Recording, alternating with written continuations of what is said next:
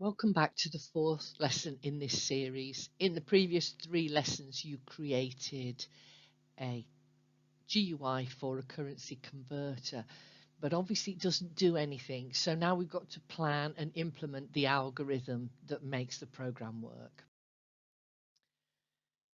We need to create Python code, and the way to do this is to plan it as an algorithm and then to implement the algorithm as a Python function or procedure. So our interface looks something like this. And what's it supposed to do? Well, the user will input a certain number there representing pounds, click this button, which will make the conversion happen, and then the result will be output in that label there below the box. So how about writing a simple Python procedure that will do all of that and call it from a main program and test it to make sure it does the job? I'll show you my answer on the next slide. So check your procedure that you made to make sure it does the same job, doesn't have to be identical to this, and write a main program which calls this procedure. I'll show you my main program on the next slide.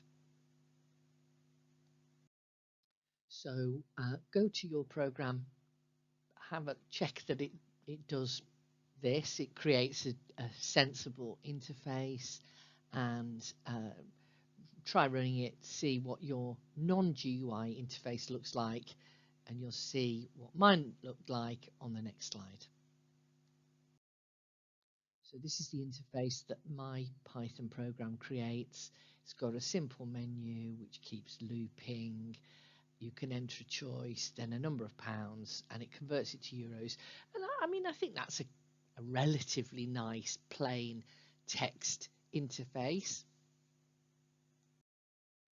So for the activity for this lesson, write a procedure and a complete program so that the plain non-GUI currency converter works, but perhaps you might also like to think about whatever the procedures or algorithms are for your own project idea and just create them as a plain Python interface.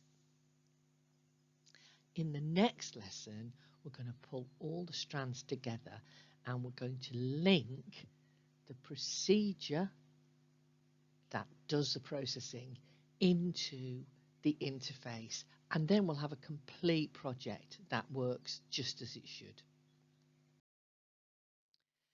And what that will do will be, instead of an input command, it will take the pounds, the number entered into the text box by the user.